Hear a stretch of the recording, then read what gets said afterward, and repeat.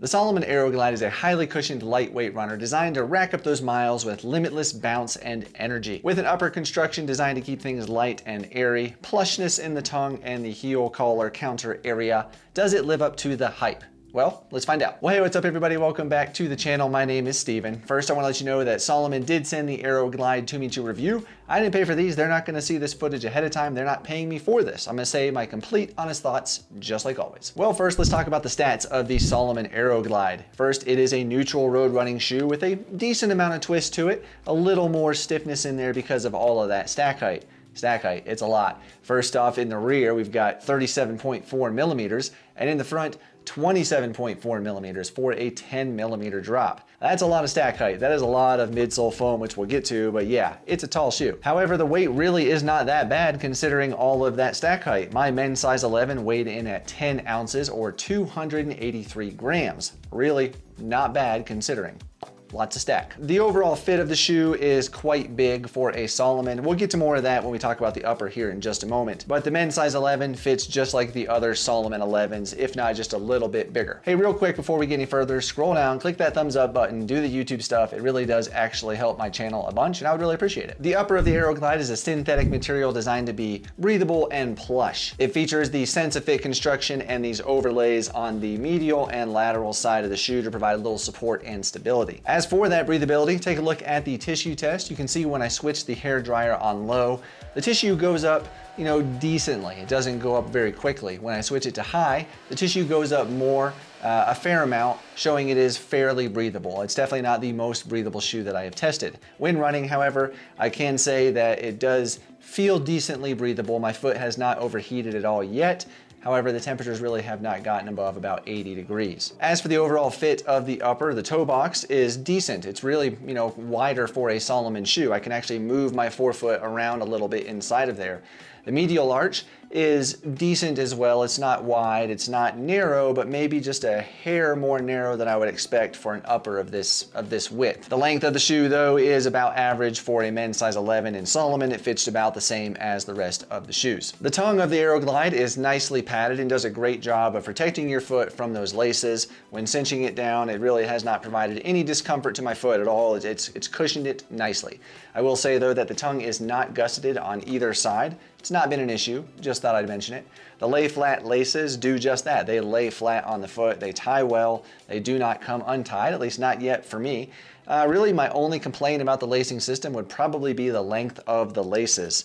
As you can see, there's a lot of material there for sure. However, I gotta say, I feel like brands nowadays are making their standard width shoes, which is what this is. I feel like they're making those wider and wider and the laces longer and longer to accommodate a wider foot.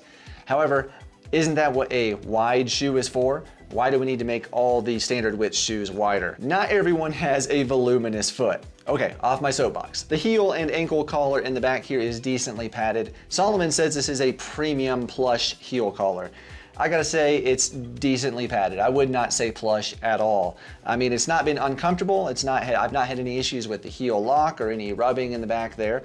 But there are definitely shoes, even in the Salomon line, that have more padding and are more plush than the Aero Glide. The top of the heel counter, as you can see, has some flexibility to it. The bottom part is very stiff though. Again, all of that in combination with the SensaFit construction, the laces, the padding, provides a really good lockdown. I've not had any issues with heel slippage at all. It's been fine. Overall, the upper of the Aero Glide is pretty good. It's not bad. It could be a little bit more breathable. And since Salomon says it's a plush premium shoe, I would expect to find a little more plushness in the heel. Well, the midsole of the Aero Glide is Salomon's energy foam, and boy is there a lot of it. This is a high stack shoe, which we talked about. This is definitely a maximally cushioned shoe, and it rides like it. I feel like the Aero Glide is designed for those that heel strike.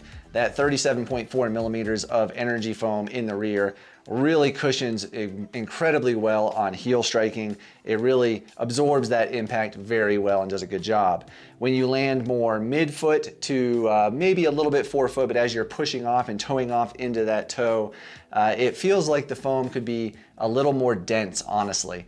It's a weird sensation. I really, the only way I can describe it is it feels like when I'm pushing off with my toes, it feels like the toes are are sinking into the midsole foam, and it's kind of almost going between the toes.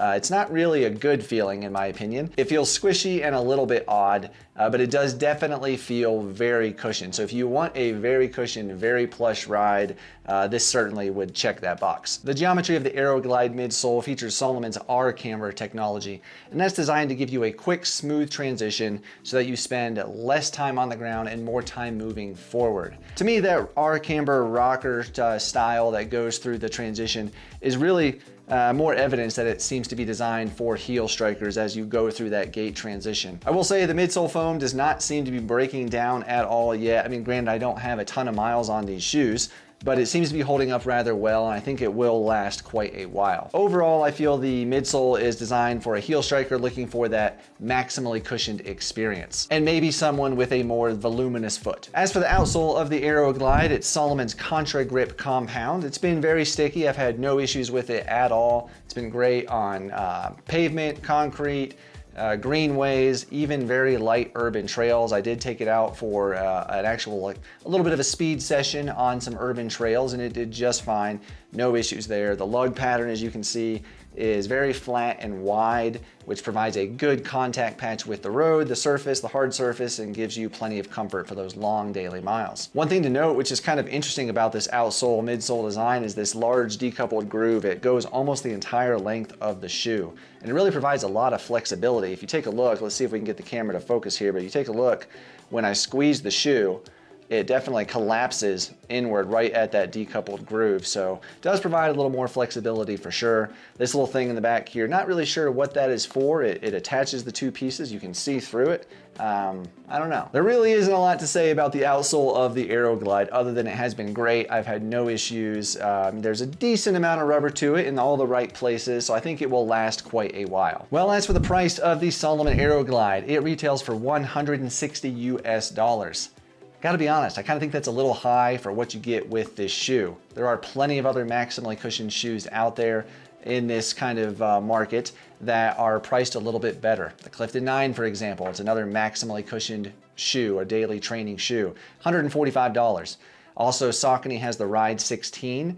That one is about the same stack as this, very similar stack and drop. And the Ride 16 retails for $140 US. I think Salomon is trying to market the Aero Glide as a premium plush experience of a shoe. However, I gotta say, I think that it really could use a little more tweaking before we get to that premium plush experience and price tag. I think this would honestly be a little bit better suited at about $145, but that's just my 2 cents. Well, the bottom line of the Aero Glide is I think it is a decent shoe. Not great, not premium, but decent. I think it will last you quite a while. The durability, I think of that midsole and the outsole, this will definitely last you for quite a while. It does provide great grip also on multiple surfaces, and I think it'd be great for a heel striker like I mentioned as well. Well, let me know below in the comments what your thoughts are on the Aero Glide. Have you tried it? Did you like it? Did you not like it? I know everybody would really like to see your opinion as well. While you're down there, go ahead and click that thumbs up button. That really does help out my channel a ton. I would really appreciate that. Maybe head on over to Instagram and follow me there, or on Strava for more details and content as well. Thank you all so much for watching. I do appreciate you all so much, and I'll talk to you in the next one.